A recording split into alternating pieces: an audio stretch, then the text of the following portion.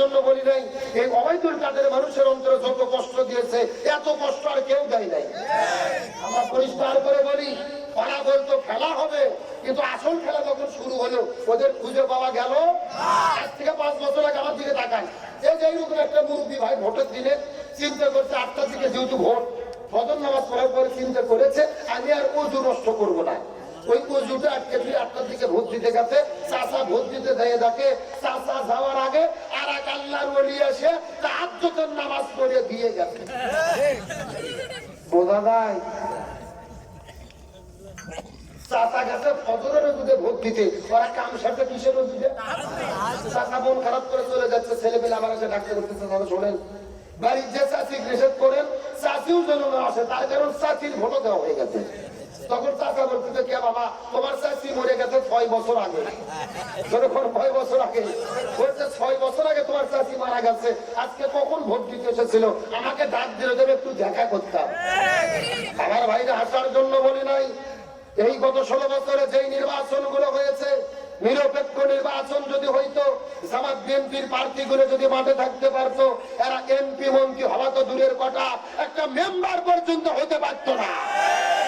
আর বিনা ভোটে এমপি মন্ত্রী হয়ে কাজ পায় না, কোরআনের মাহফিল বন্ধ করে। আনোয়ার না আনার না কি এমপি আপনাকে শিবিরের এক ছোট ভাইক মারিয়ে গুম করে শেষ করলো। আর আল্লাহর কি খেলা, ভারতের যে লাস্ট টুকরো টুকরো হলো। আল্লাহ বলছে যে কামাতা দিনু তুদান, যেমন কর্ম তেমন কথা কর না কেন। আরবিতে প্রবাদ বাক্য যদিও কথাটা, কিন্তু সত্য, যেমন কর্ম তেমন ফল ভোগ করতে হয় কি হয় না। এখন ধরে বলে তারা আছে না পালাইছে, কিন্তু অবৈধুল কাদের করেছিল পালাবো না, প্রয়োজনে ঠাকুর গায়ে ফখরুলের বাসায় যাবে, ঠিক আছে। কিন্তু গত 1 সপ্তাহ আগে ফখরুল ইসলাম আলমগীর বলেছে কোথায়, আমি তো ঘরের দরজা খুলে রেখেছিলাম, উনি তো আর আসলেন না।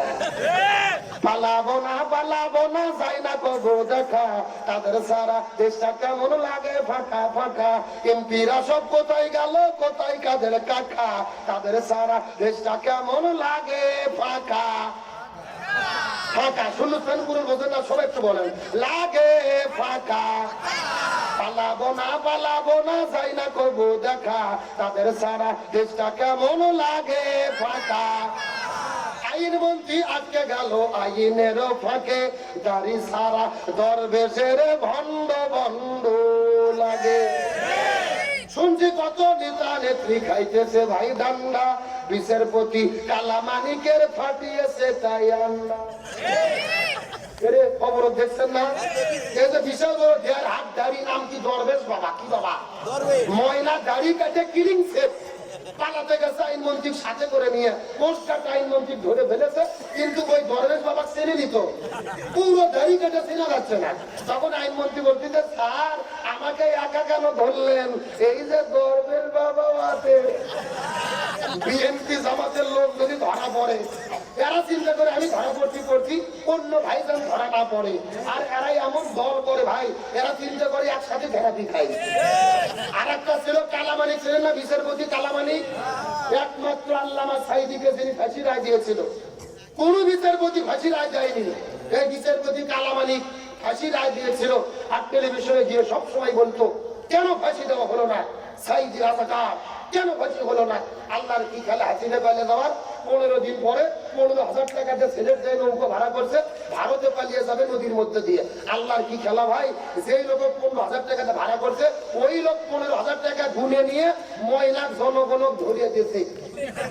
তারপরে ছোট বাচ্চার সুন্নতি খাতনা করে কলার পাতা যেভাবে শুয়ে রাখে, ওই রকম ময়নাক শুয়ে রাখছে। এ যুবকেরা কথা কয় না। পরের দিনে আদালতের জায়গায় জনগণ এমন হাতিয়ে দিয়েছে ভাই, বিচারপতি কালামানিক আছে কিন্তু কালামানিকের বিচি। আইনমন্ত্রী আটকে গেল আইনের ফাঁকে, দাড়ি সারা দরবেশের ভণ্ড ভণ্ড লাগে। শুনছি কত নেতা নেত্রী খাইতেছে ভাই ডান্ডা, বিচারপতি কালামানিকের ফাটিয়েছে তাই আন্ডা। পলকের ঝলক গেল থামিয়ে নেতের চাকা, তাদের সারা দেশটা কেমন লাগে ফাঁকা ফাঁকা। পালাবো না যাই না কবু দেখা, তাদের সারা দেশটা কেমন লাগে ফাঁকা ফাঁকা। আলোচনা কি চলবে? কারা কারা চলবে? দুটি হাত আল্লাহকে তুলে দেখান। লিল্লাহি তাকবীর। আজকের মাহফিল ঝিনাইদহের মাহফিল, শিকারপুরের মাহফিল কতক্ষণ চলবে?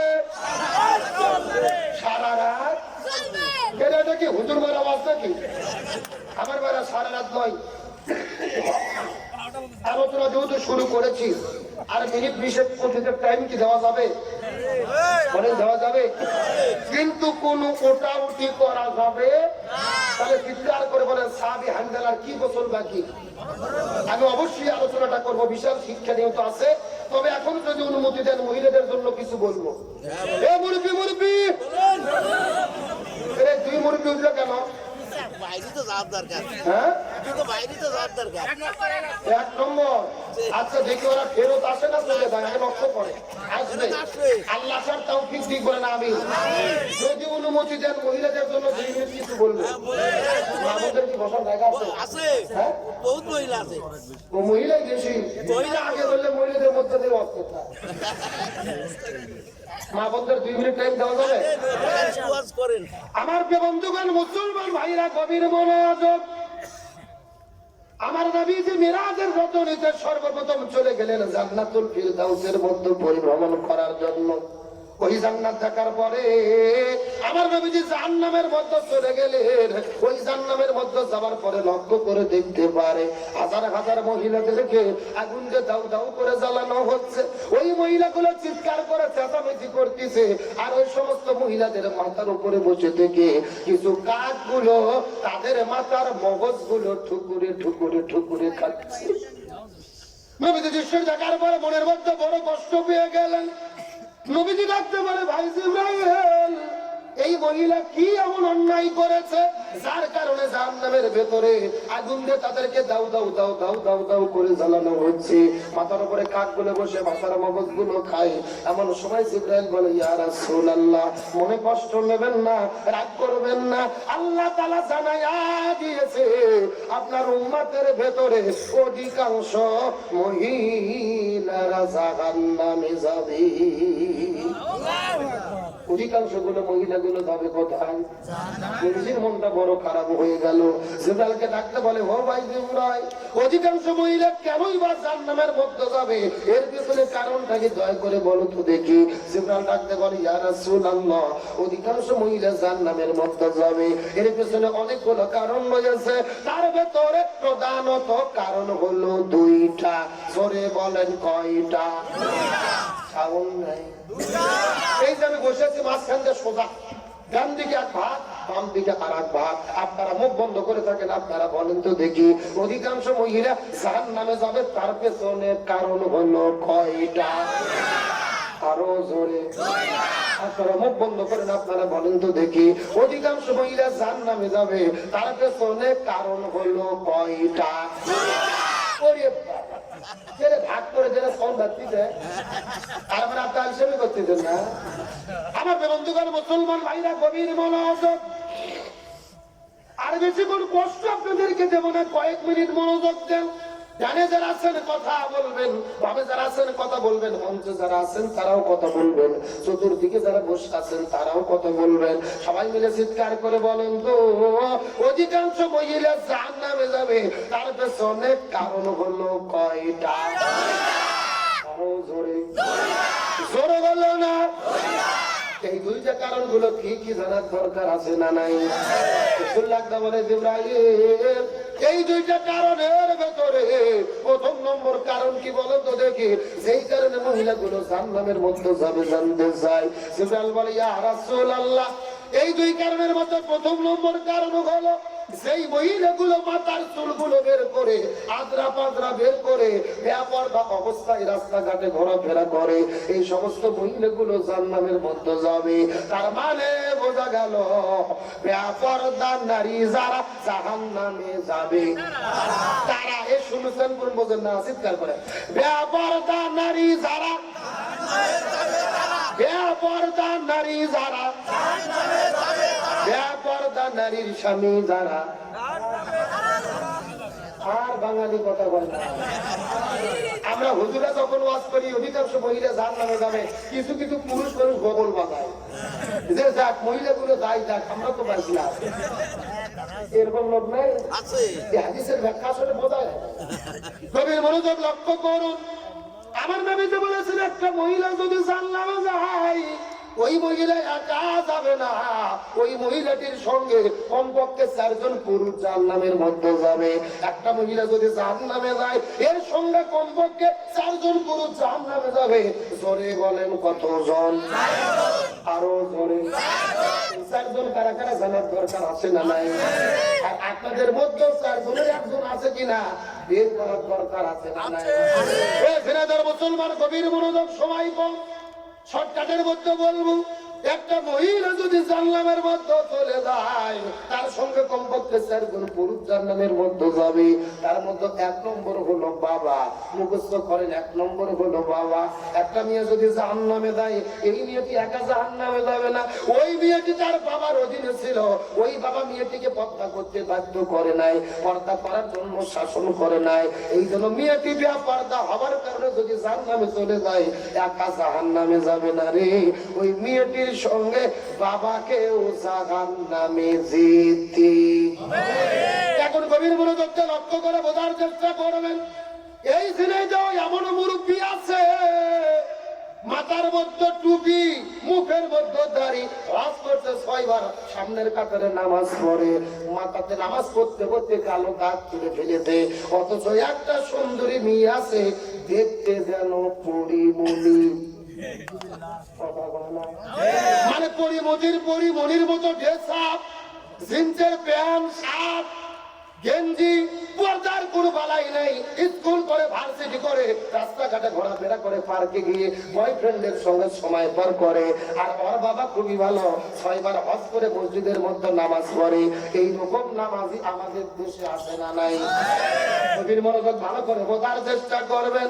মেয়ে যদি পর্দা না করার কারণে জাহান্নামের মধ্যে চলে যায়, ওই যে বাবা এত ইবাদত বন্দেগী করতেছে, কোনো লাভ হবে না। মেয়ে পর্দা না করলে তার বাবার নামাজ, রোজা, হজ, যাকাত আপনাদের গড়াই নদীর ধারে ভাসে চলে যাবে। আর ওই মেয়েটির কারণে বাবাকেও জাহান্নামে যেতে আল্লাহ কোরআন করেছে, নিজেও জাহান্নামের আগুন থেকে বাঁচো, পরিবারদেরকেও। আপনার বিয়ে পর্দা করতেছে কিনা, ছেলে নামাজ পড়ে কিনা, দিনের পথে আছে কিনা, বাবা মা হিসেবে দেখার দরকার আছে না নাই? আপনি নিজে হাদিস সাথে মাথা চুলতে মশালে ঘুরছেন, মানে আপনার ছেলে বিয়ের খবর কি? গভীর মনোযোগ, মনের মধ্যে কষ্ট পাবেন না, বাস্তব কথা বলতেছি। এই জন্য একটা মেয়ে যদি জাহান্নামের মধ্যে যায়, 4 জন পুরুষকে সঙ্গে করে নিয়ে জাহান্নামের মধ্যে যাবে। 1 নম্বর হলো বাবা, 2 নম্বর হলো ভাই। বোন যদি পর্দা না করার কারণে জাহান্নামের মধ্যে যায়, এই বোনের যদি বড় ভাই থাকে, আর ভাইয়ের অধীনে যদি বোনের বসবাস থাকে, আর বোনটা পর্দা না করার কারণে বোন একা একা জাহান্নামে যাবে না, বোনের সাথে ভাইকেও জাহান্নামে যেতে। মুসলমান মুখস্থ করেন, 1 নম্বর বাবা, 2 নম্বর ভাই, 3 নম্বর হলো স্বামী। স্ত্রী যদি পর্দা না করার কারণে জাহান্নামে যায়, স্বামী যেহেতু স্ত্রীকে শাসন করে নাই, পর্দা করতে বাধ্য করে নাই, এই জন্য বউ যদি পর্দা না করার কারণে জাহান্নামে যায়, ওই বইয়ের কারণে স্বামীকেও জাহান্নামে যেতে। 1 নম্বর বাবা, 2 নম্বর ভাই, 3 নম্বর স্বামী, আর 4 নম্বর হলো ছেলে।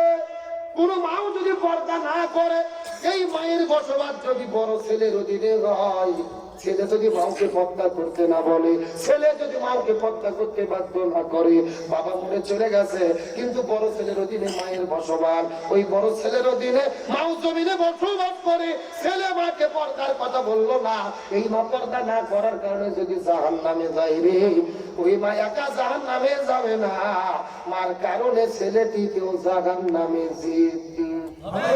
তাহলে কয়জন বললাম?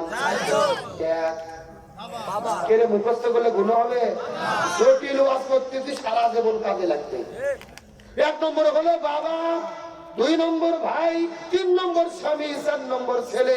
1 নম্বর বাবা, 2 নম্বর ভাই, 3 নম্বর স্বামী, 4 নম্বর ছেলে। চিৎকার করে বলেন তো দেখি কতজন?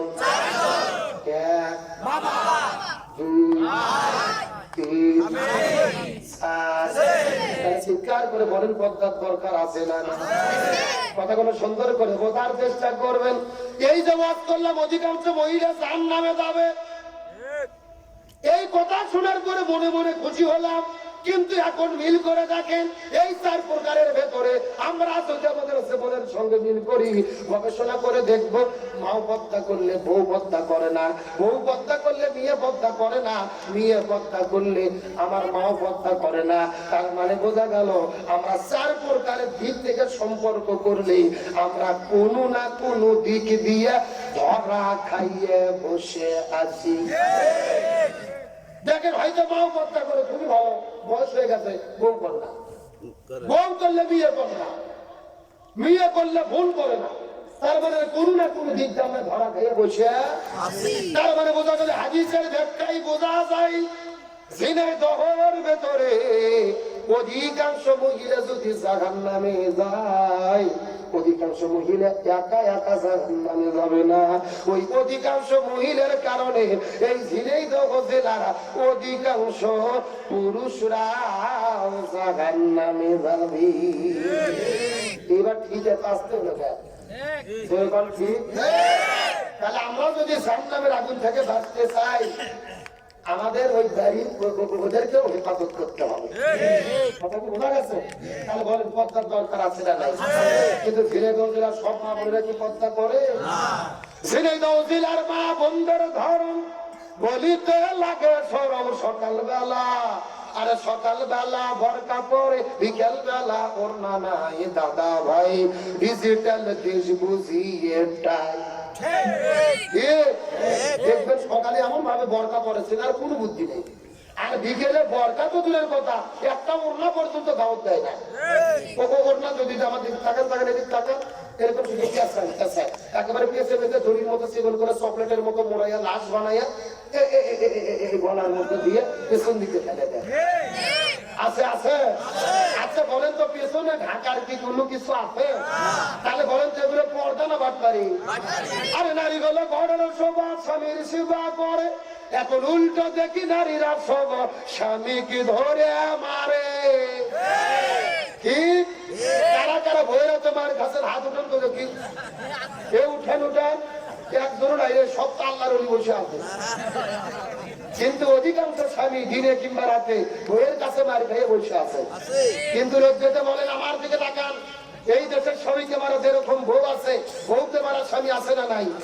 হ্যাঁ সভাপতি ভাই আমার দিকে তাকান, এমনও স্বামী আছে ভোগ গরুর মতো পিঠে। বলেন কিসের মতো? হাতের মধ্যে একটা পানকি কঞ্চি লাঠি দিয়ে ভোগ মারা শুরু করছে, বলছে তুই আব্বা না বলা পর্যন্ত তোর মায়ের বন্ধ হবে না। বউ মার সহ্য করতে না পারে বলছে আব্বা। ওই শয়তান হুজুর ফোনতে বলতে হুজুর বউ তো আব্বা বলতে ফতুয়া কি? আমি বলে ফতুয়া পরে আগে তোর বাটাম ফাটাতে হবে। এ কথা বল না, তার কারণ বলেন তো বউ কি মারা যাবে? কে বলে মারা যাবে না? বউকে কখন কখন মারা যাবে আমি কি বলবো? বলবো বলবো? আমার দিকে তাকা, বউ যদি শরীয়ত বিরোধী কাজ করে, ইসলাম বিরোধী কাজ করে, জেনা ব্যবচার করে, স্বামীর আনুগত্যের বাইরে কাজ করে, তখন বউকে মারা যাবে। এখন মারবেন কই? আমার দিকে তাকান, মাথা বা মুখ বা পেট বা পিঠ বা কোমর বা মাজা বা হাঁটুর থেকে শুরু করে নিচ পর্যন্ত। কথা কি বুঝেছেন? আর যেই বেঁচতে পারবেন এই বেঁচের পরিমাপ হবে 1 বিঘের অর্ধেক, মানে হলো কি 1 মুষ্টি। এই মাসে গত বছর গাইবান্ধা জেলা করেছি, একটা যুবক লাভ দিয়ে বলতেছে হুজুর 1 মুষ্টি ধরবো কি আর মারবো কি? তখন আর একজন বলতেছে হুজুর ধরার পরে যদি কোনো মতো মাথা বার হয়ে থাকে ওই মাথা যা ঘুরতে দেবো, মানে ওই বাদ পার তাও ভোগ মারবে। আচ্ছা বলেন তো ভোগ মারলে কি ভোগ ঠিক হবে? রাসূল বলেছেন মহিলাদের সৃষ্টি করা হয়েছে বাম পাত্রের বাঁকা হার দিয়ে। বলেন কি হার? এখন বলো তো বাঁকা হার যদি হাঁটুতে পারে সোজা করতে চান, সোজা হবে? এই নমস্কার দেবে। এই জন্য বউকে মানে নয়, বউদেরকে ভালোবাসা দিয়ে সোনা ময়না কোল যে টিয়ে বাকি করে আপন করতে হবে। ধরে বলেন সুবহানাল্লাহ। এইবার মেয়ে মানুষ যা খুশি হয়েছে ভাই, যেই রকম হুজুরি তো দরকার। তাহলে চিৎকার করে বলেন বেপরদা নারী যারা, আরো জোরে বলেন বেপরদা নারী যারা। আমার নবী জিবরাইলকে জিজ্ঞেস করে বলে ও ভাই জিবরাইল দুইটা কারণ অধিকাংশ মহিলারা জাহান্নামের মধ্যে যাবে, তার মধ্যে এক নম্বর হলো বেপরদা নারী। দুই নম্বর কারা জাহান্নামের মধ্যে যাবে বলো তো দেখি? জিবরাইল ডাকতে বলেন, ইয়া রাসূলুল্লাহ, দুই নম্বর হলো ওই প্রকার মহিলাগুলো যেই মহিলাগুলো স্বামীর খেদমত করে না, স্বামীর কথা মতো চলে না, স্বামীর আনুগত্য করে না, এই সমস্ত মহিলাগুলো জাহান্নামে যাবে। তার মানে বোঝা গেল স্বামীর অবাধ্য স্ত্রী যারা জাহান্নামে যাবে। চিৎকার করে বল, বেপরদা নারী যারা, স্বামীর অবাধ্য স্ত্রী যারা। স্বামীর অবাধ্য স্ত্রী আছে না নাই? এই কথা কর না কেন? স্ত্রী যে ধান্দাই হলো যে স্বামী যেন আমার কথা মতো চলে, কথা কর না কেন? ওরা নিজেরা কিন্তু স্বামীর কথা শুনতে চায় না। স্বামী যদি বইয়ের কথা মতো চলে, বউ দেখবেন স্বামীর সোনা ময়না করবে একেবারে জানের ভাই। আর স্বামী যদি কয় তুমি এটা করো, ও ভাত তারা হয়ে বসে থাকে। তার মানে বুঝতে চাই স্বামীকে আমার মতো তুমি চলবা, তোমার মতো আমি চলবো না। কিন্তু আল্লাহর কোরআন বলছে না, নিসা দুকাওয়ামুনা আলা নিসা, পুরুষ হবে নারীর পরিচালক, হুকুম কার? এই কথা কর না কেন? আর বিয়ে বঞ্চক যদি একবার ক্ষমতা চেয়ারে বসে দেন, যে নামান খুব কঠিন। 16 বছর দেখলেন না শরীরে ধরে, তারা ক্ষমতা একবার পেয়ে গেলে আর থাকতে চায়। আমার যে বন্ধুগণ মুসলমান ভাইরা গভীর মনোযোগ, এই জন্য রাসূল বলেছেন মহিলাদের জন্য 4টা আমল করতে হবে। এই 4টা আমল করলে আল্লাহ জান্নাতের দরজা খুলে দেবে। 1 নম্বর নামাজ, 2 নম্বর রোজা, 3 নম্বর স্বামীর খেদমত, 4 নম্বর পর্দা। 1 নম্বর নামাজ, 2 নম্বর রোজা, 3 নম্বর স্বামীর খেদমত, 4 নম্বর পর্দা। রাসূল বলেন 4টা আমল যদি কোনো মহিলা করতে পারে, এই 4টা আমল করার কারণে আল্লাহ 8টা জান্নাতের দরজা খুলে দেবে। ওই 8টা দরজার ভেতরে যে দরজা পছন্দ, ওই দরজা দিয়ে তারা জান্নাতে চলে যাবে। মুসলমান গভীর মনোযোগ, কোনো দিকে তাকাতাকি নেই। মা বোনদেরকে ডাকতে বলো, মা গো বোনেরা, আপনাদের জন্য 1 মিনিট আলোচনা করতে চাই। এই দুনিয়ার মধ্যে যদি পর্দা না মানেন, কবরের মধ্যে আপনাদের কেমন আযাব আর শাস্তি হতে পারে। এই দুনিয়ার মধ্যে থেকে একটা বাস্তব সত্য ঘটনা বলবো। ওই পাকিস্তান দেশের করাচি শহরের ঘটনা। আল্লামা তারেক জামিল রহমতুল্লাহ আলাইহি আমার দেখা কিতাবের আমার দেখা কবরের আযাব নামক বইয়ের ভেতরে এই ঘটনাটি তিনি বর্ণনা করতে বলেছেন। ওই পাকিস্তান দেশের করাচি শহরের ঘটনা। একটা সুন্দরী মেয়ে করাচির মধ্য থেকে বিদায় নিয়ে চলে গেল। মেয়েটা মৃত্যুবরণ করার পরে এলাকার মানুষেরা মিলে কবর করার জন্য চলে গেল। কিন্তু কবর ঘুরতে ঘুরতে ঘুরতে ঘুরতে যখন কবর করা শেষ হয়ে গেল, তখন কবরের মধ্যে লক্ষ্য করে দেখা যায় আর কবরের ভেতরে 1 নয় 2 নয় 99টা বিষাক্ত সাপ এসে হাজির হয়ে গেছে। কয়টা সাপের কথা বললাম? 99টা বিষাক্ত সাপ কবরের মধ্যে হাজির হয়ে গেছে। মানুষেরা বড় টেনশনের মধ্যে পড়ে গেলেন। জীবনে কতদিন কবর খনন করেছিলে, কোন কবরের ভেতরে এইরকম তো সাপ আমরা যে কোনদিন দেখি নাই। মানুষেরা বড় টেনশনের মধ্যে পড়ে গেলেন। 1 নম্বর কবরটা বাদ দিয়ে 2 নম্বর কবর খনন করে শুরু করে দিলেন। 2 নম্বর কবরটা খনন করতে করতে 2 নম্বর কবর যখন খনন শেষ হয়ে যাবে, লক্ষ্য করে দেখতে পারে ওই প্রথম কবরের মতো 2 নম্বর কবরের মধ্যে 99টা সাপ এসে হাজির হয়ে গেছে। 1 নম্বর কবরের মধ্যেও সাপ দেখলেন, 2 নম্বর কবরের মধ্যেও সাপ দেখলেন। মানুষের বড় টেনশনের মধ্যে বললেন, জীবনে কত কবর খনন করেছে রে, কোনদিন তো কবরের মধ্যে সাপ দেখতে পারে না। এটা খবর বাদ দিয়ে 3 নম্বর কবর করা শুরু করেছে। 3 নম্বর কবরের ভেতরে 99টা সাপ যখন ছুটে আসলো, মানুষেরা মনে মনে ভাবলো নিশ্চয়ই বিষয়টা কোনো স্বাভাবিক বিষয় নয়।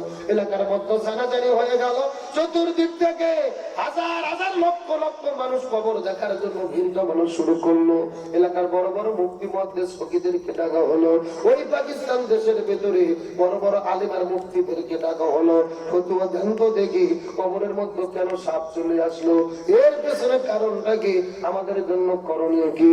ওই পাকিস্তান দেশের ভেতরে সবগুলো মুক্তি এক জায়গায় হওয়ার পরে সবাই মিলে ফতোয়া দিল, এ পৃথিবীর মানুষেরা তোমরা ভালো করে বোঝার চেষ্টা করো, এই কবরের ভেতরে একে একে 3টা কবর খনন করেছো, 3টা কবরের মধ্যেই 99টা করে সাপ চলে এসেছে। তার মানে বোঝা গেল 3টা কবর কেন, 300 কবর কেন, আর 3 লক্ষ কবর কেন? আমরা যদি লক্ষ লক্ষ লক্ষ লক্ষ কবর খনন করি কোন লাভ হবে না। ওই মেয়েটি দুনিয়ায় যেই পাপ করেছে এই পাপের ফল আল্লাহ দুনিয়াতেই তাকে দেখায়া দেবে। ওই মেয়েটি দুনিয়ায় কি এমন অপকর্ম করলো, কি এমন পাপ করলো, সেই পাপের কারণে দুনিয়ার ভেতরে আল্লাহ 99টা সাপ তার কবরের মধ্যে পাঠিয়ে দিল। মুসলমান জানার দরকার আছে না নাই? আমি অবশ্যই বলবো। এখন আমি আপনাদেরকে নিয়ে আলোচনার দিকে চলে যেতে চাই। হানজালা সাহাবী উদের প্রান্তরে শহীদ হয়েছে।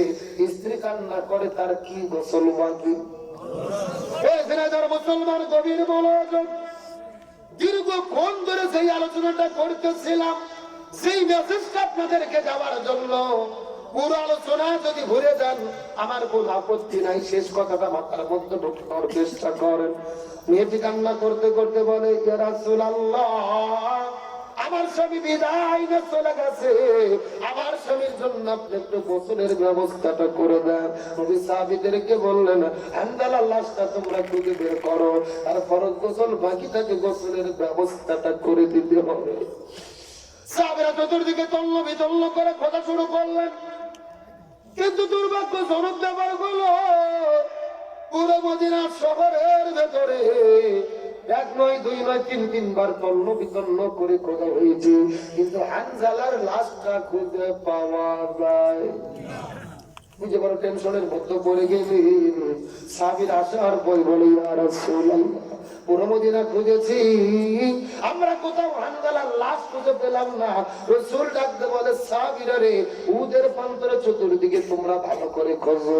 সাহাবীরা আবার উদের চতুর্দিকে চক্কর দিল, পুরো উহুদ পাড়া খোঁজে, মদিনা শহর খোঁজে, খেজুরের বাগানগুলো খোঁজে, কিন্তু কোন জায়গার মধ্যে হানজালার লাশটা খুঁজে পাওয়া যায় না। আমার নবীজি বড় টেনশনের মধ্যে পড়ে গেছে। আমার হানজালা ফরজ গোসল বাদ দিয়ে জিহাদের ময়দানে এসেছিল, হয়তো আল্লাহ এই জন্য রাগ করেছে। নবীজি কান্না করে করে করে করে সিজদার মধ্যে চলে গেলেন, কান্না করে করে করে করে দোয়া করে। আমার নবীজি কিছুক্ষণ পরে লক্ষ্য করে দেখলেন আকাশের মধ্য থেকে ধীরে ধীরে ধীরে ধীরে ধীরে ধীরে করে বৃষ্টি পড়ে। নবীজির টেনশন আরো বেড়ে গেল, আকাশের মধ্যে মেঘ নেই, বৃষ্টি কোথায় থেকে গেল? নবী যাও মাও করে কান্না করা শুরু করেছে। আকাশের মধ্যে থেকে বৃষ্টি যখন ঝরঝর ঝরঝর করে পড়া শুরু করলো, নবীজি কান্না করে করে দোয়া করা শুরু করেছে।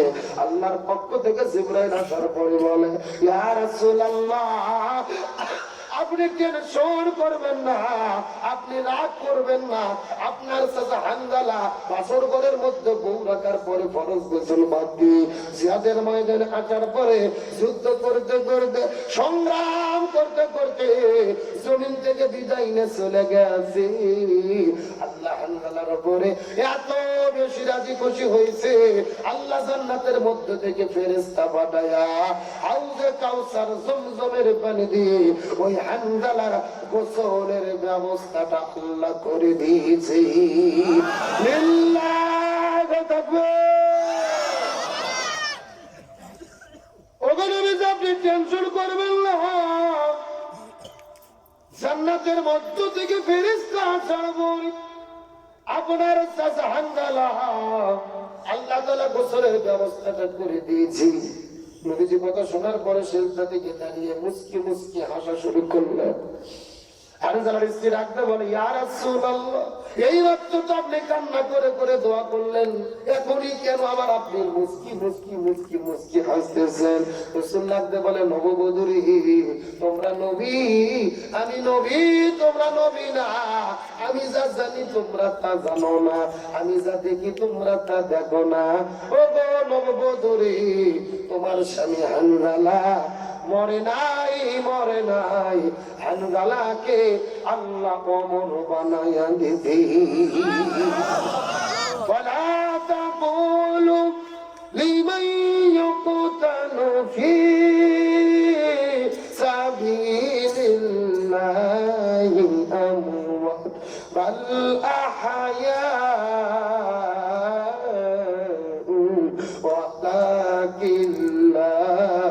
يشعرون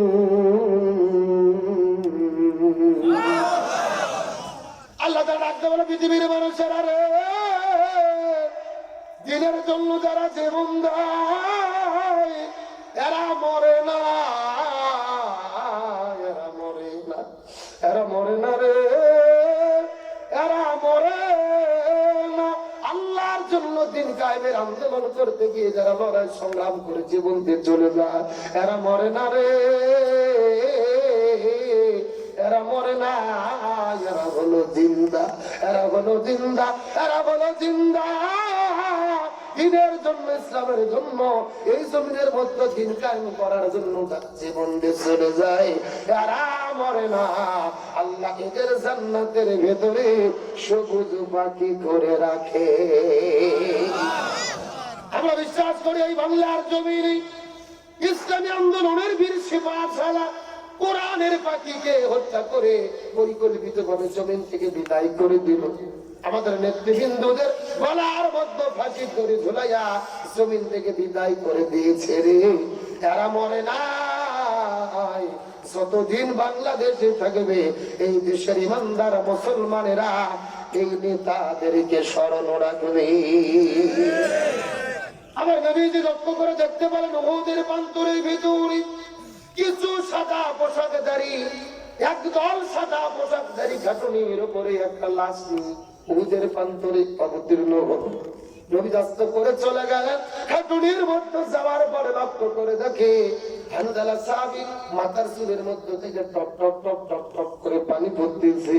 নবীজির বুঝতে বাকি থাকলো না, কিছুক্ষণ আগে ফেরেশতারা হানজালার গোসল করে দিয়েছে রে, আর তার মাথার পানি এখনো চুল বেয়ে টপ টপ করে পড়তেছে। লিল্লাহ তাকবীর। হে দিনের মুসলমান, গভীর মনোযোগ। এই আলোচনার দ্বারা শিক্ষা পেলাম হানজালা ফরজ গোসল বাদ দিয়ে, 3 ওয়াক্ত ফরজ নামাজ বাদ দিয়ে জিহাদের ময়দানে লড়াই সংগ্রাম করতে গিয়ে জীবন দিয়েছে। আল্লাহ জান্নাতের ফেরেশতা পাঠায়া গোসলের ব্যবস্থা করেছে। ফরজ গোসল বাকি, 3 ওয়াক্ত ফরজ নামাজ বাকি, তারপর আল্লাহ তার উপরে রাজি এবং খুশি। তার মানে বোঝা গেল ফরজ গোসলের চেয়ে, ফরজ নামাজের চেয়ে আল্লাহর কাছে সবচাইতে প্রিয় হলো কোরআন বিজয়ের আন্দোলন করা। এই জন্য আল্লাহর কোরআন বলেছেন আমা ওয়াসাইনা বিহি ইব্রাহিমা ওয়া মূসা ওয়া ঈসা আন আকিমুদ্দিন ওয়া লা তাতাফাররাকু ফি। হে জিনেদার মুসলমান, গভীর মনোযোগ। আল্লাহ বলেছেন এই জমিনে মূসা, ঈসা, ইব্রাহিম আলাইহিস সালাম আমি যত নবী রাসূল প্রেরণ করেছি প্রত্যেকটা নবী রাসূলের দায়িত্ব ছিল আন আকিমুদ্দিন, তারা যেন জমিনে দ্বীন কায়েম করে। তোমরাও যদি মুসলমান হও তোমাদের দায়িত্ব হলো এই জমিনে দ্বীন কায়েম করতে হবে। ওয়া লা তাতাফাররাকু ফি, এই ব্যাপারে কোনো দলাদলি করা যাবে না।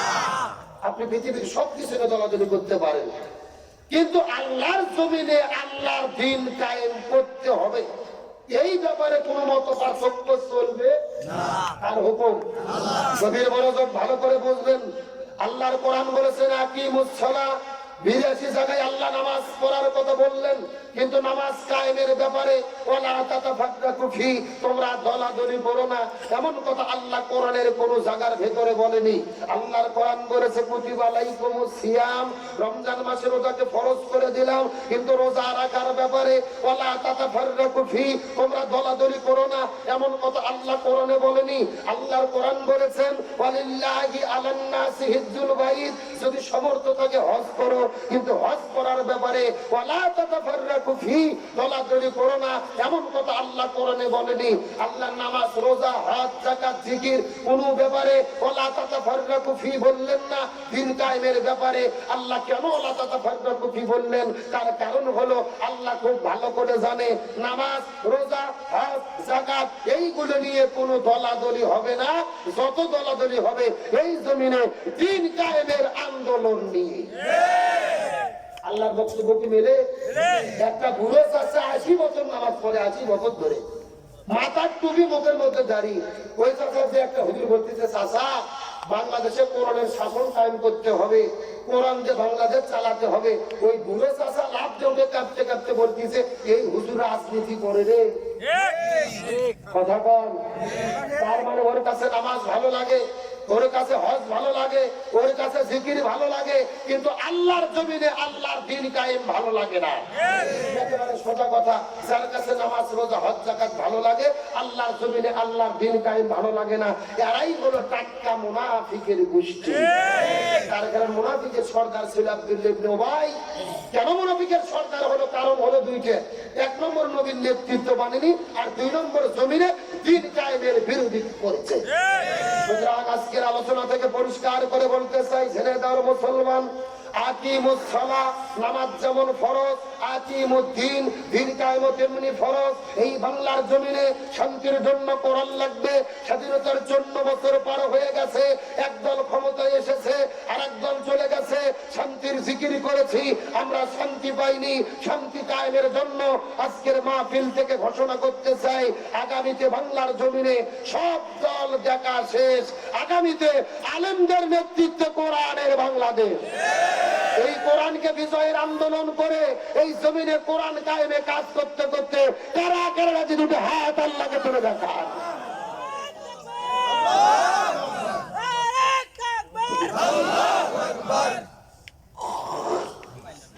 আপনাদের কি কষ্ট হলো? রাগ করলেন? আলোচনা কি চলবে? তাহলে কবরের মধ্যে কয়টা সাপ? 99টা সাপ কেন আসলো? জানতে মন চায় না? আলোচনা কি চলবে? কারা কারা চলবে না হাত তোলেন। বহু যে আপনাদের ধরে গেছে, এবার বোঝা গেল। সত্য সত্য কারা কারা চলবে হাত তোলেন তো দেখি। লিল্লাহে তাকবীর। নাই, সাউন্ড আগের মতো নাই, হাত নামান। আপনাদের এইদিকে কি ফুটবল খেলা হয়? হয় না? হয় না? বিয়ে বা বিয়ে খেলা হয় না?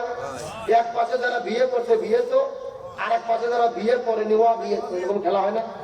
এখন একটা তাকবীর দেবে, প্রথমে তাকবীর দেবে যারা বিয়ে করেনি তারা, তারপরে তাকবীর দেবে যারা বিয়ে করেছে তারা। দেখি কাদের সাউন্ড বেশি, দেখার দরকার আছে না নাই? প্রথমে হাত দুটো অবিবাহিত কারা কারা দেখি। যারা যারা বিয়ে করেনি, হ্যাঁ অবিবাহিত ছেলেমেয়ে হাত করেনি। লিল্লাহে তাকবীর, মাশাআল্লাহ, হাত নামা। এখন যারা যারা বিয়ে করতেন সভাপতি, হ্যাঁ বললাম হাত তোলেন যদি কারেন্ট নাই। যারা যারা বিয়ে করতেন হাত তোলেন, হ্যাঁ দেখুন বিয়ে করে হাত তোলেন। লিল্লাহে তাকবীর। সভাপতি ভাই, কাদের সাউন্ড বেশি? আপনারা বিয়ে করতেন এই জন্য বলতেছেন নাকি? আসলে বিয়েলাদের সাউন্ড বেশির কারণ হলো বিয়েলাদের সংখ্যা বেশি। এখন বিয়ে অবিয়ে সবাই মিলে 60-এ যদি একটা তাকবীর দেই, সাউন্ড কম হবে না বেশি হবে? সবাই মিলে এমন একটা তাকবীর দেব, আশেপাশে কোনো সার পোকা, তেলা পোকা, উই পোকা, ইসলাম বিদ্বেষী শক্তি আর স্বৈরাচারের দোষর যদি থাকে, ওদের অন্তরে যেন কাঁপুনি সৃষ্টি হয়ে রাজি আছেন। সবাই টান টান হাত তুলুন তো দেখি। উঠান উঠান, একটু গরম পানি যাচ্ছে। সভাপতি থেকে হাত উঠান, হাতটা একটু নাড়াফাড়া করেন তো ঘুম সেরুক। আলহামদুলিল্লাহ, হাতটা একটু মুষ্টি করেন। হ্যাঁ, লিল্লাহে তাকবীর।